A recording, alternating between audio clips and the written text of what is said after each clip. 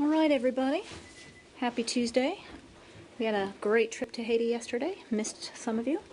I have nothing at the top. Let's go to what's on your minds. Well, that's interesting because I don't really have anything that's worthy of starting the briefing, so I'll pass.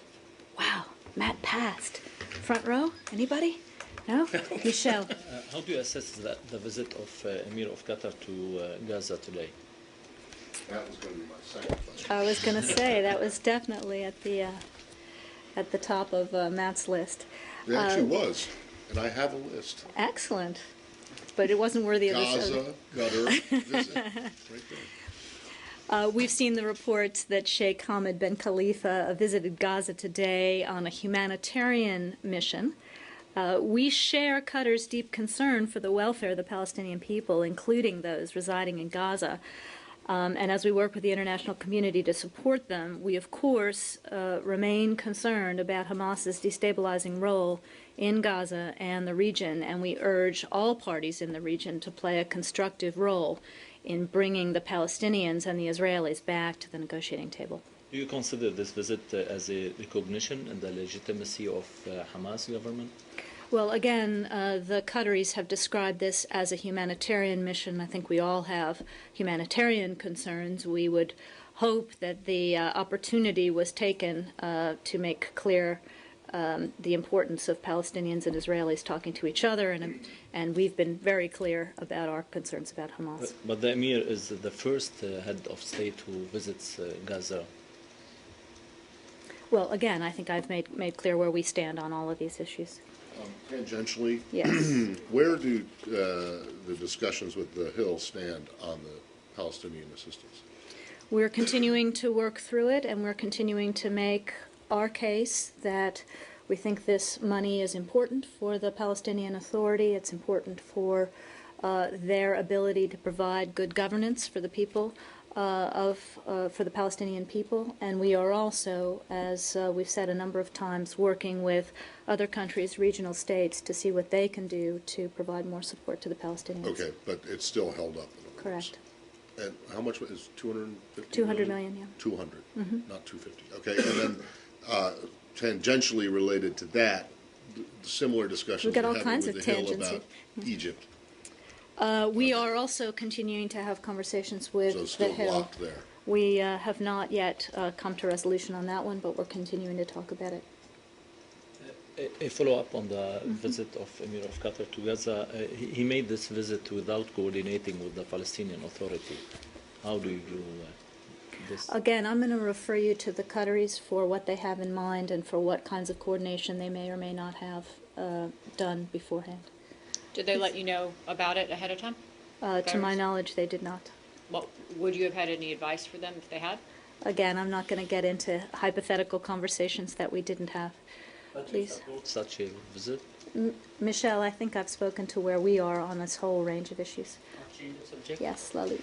Following Ambassador Grossman's interview in, I think, Pakistan, Afghanistan, the government of Afghanistan issued a strong statement today saying that they do not recognize Durand Line and it has no legal status. Can you say what's U.S. official position on Durand Line?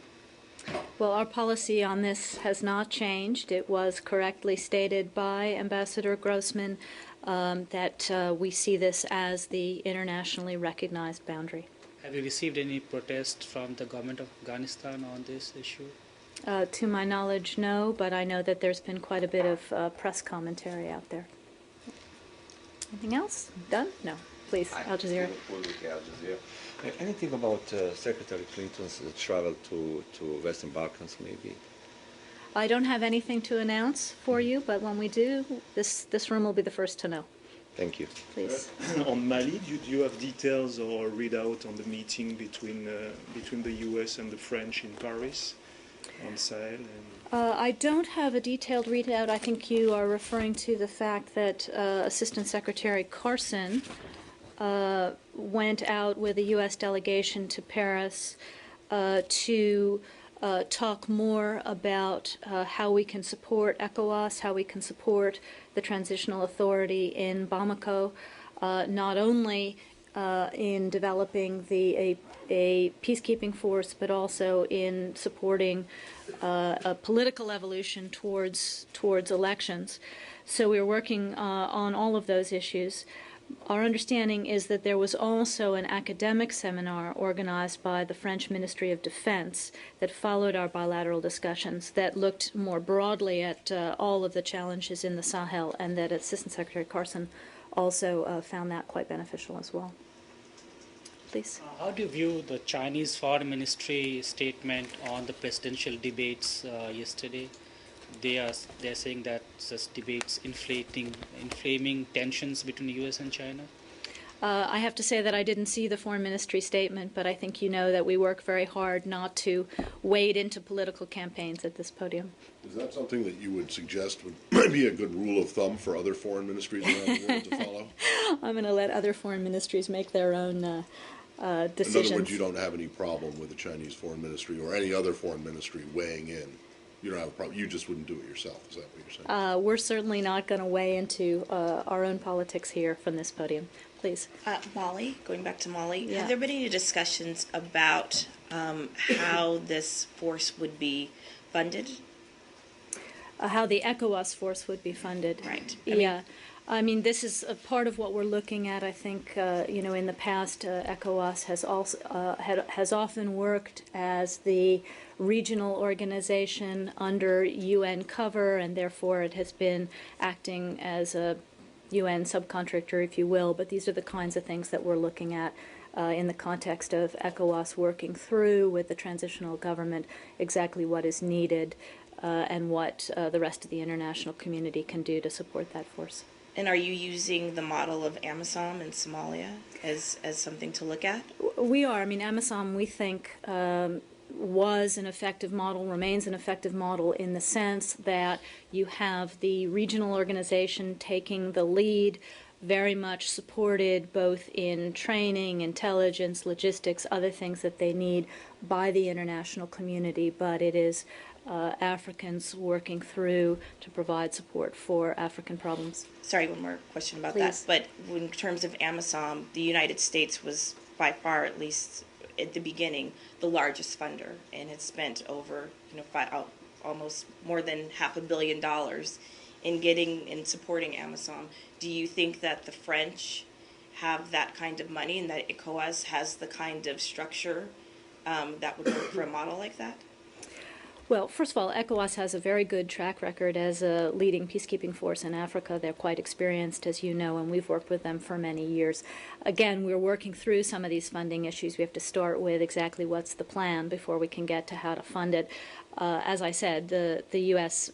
Has supported this model in the past. We also supported forces in Cote d'Ivoire and elsewhere, but I think it's premature to talk about who is going to provide what and all of that kind of thing until we better scope the force. Dana, please. On Lebanon, do you have any update on the FBI team that's planning to head to Beirut?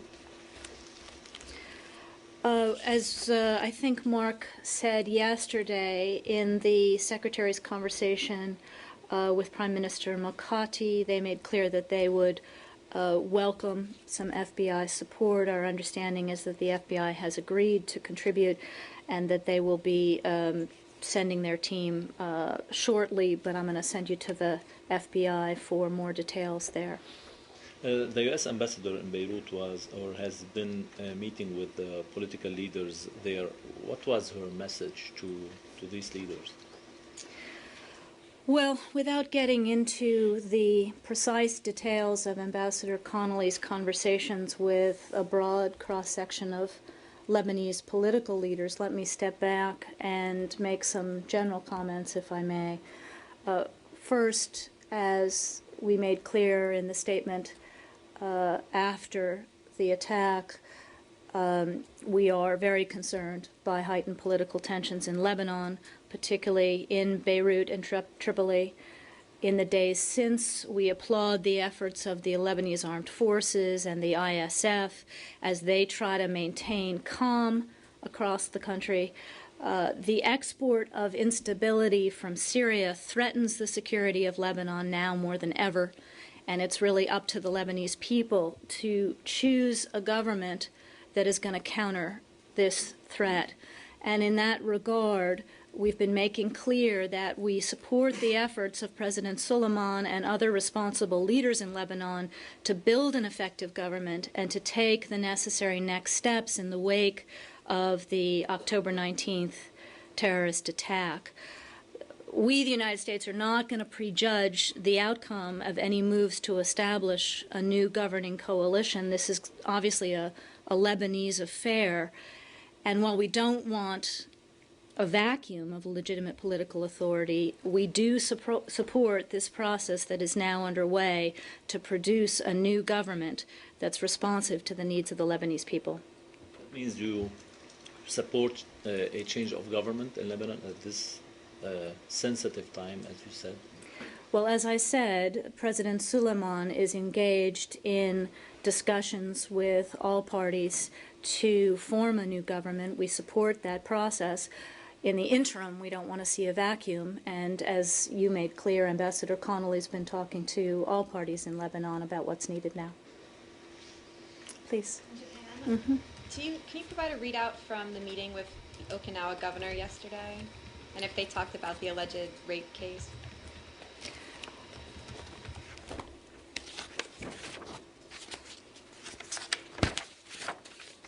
Oh, I thought I had something. Here we go.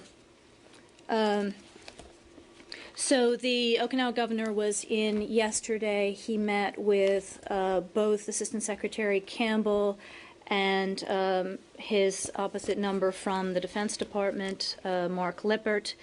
They obviously talked about the recent case. They reiterated the points that we have been making, that Ambassador Roos has been making, that we take all allegations of misconduct by our service people extremely seriously, that we are cooperating with Japanese authorities. But they had a broader conversation not only about that, but about all of these Okinawa transition issues, because there's still quite a bit of work to do, and so it was a good opportunity to talk through those things with the governor. Did the Ospreys come up at all in their discussion? They did, as they always do, yeah. Please, Andy. There were reports out of Moscow yesterday that 2 members of Pussy Riot, that band that had been imprisoned for political statements, have been sent away to prison camps far outside the city rather than serving their time in prisons in town. I'm wondering if you've had any follow-up with the Russians on this case, if you have any comment on the fact that these musicians are being sent to the Gulag, basically. Well, we've been pretty consistent on how we feel about these Pussy Riot prosecutions from the very beginning. We thought that the sentences were disproportionate. We think that the way they're being handled is inappropriate to the crime. And we call on Russian authorities to continue to review this case, particularly, as you said, in light of the severity of the sentence. Has the ambassador or anyone else sort of brought this up with them in the last day or so? I don't know whether Ambassador McFaul has raised it since the sentencing, but he's been quite clear all the way along with Russian authorities. When you say that you think that the way that they, meaning the convictions, are being handled is inappropriate to the crime, that means that they're transferred to this prison camp? Well, it means first of all the length of the sentences in the first place, but obviously since then there was an opportunity to handle this more humanely than appears to have been the case.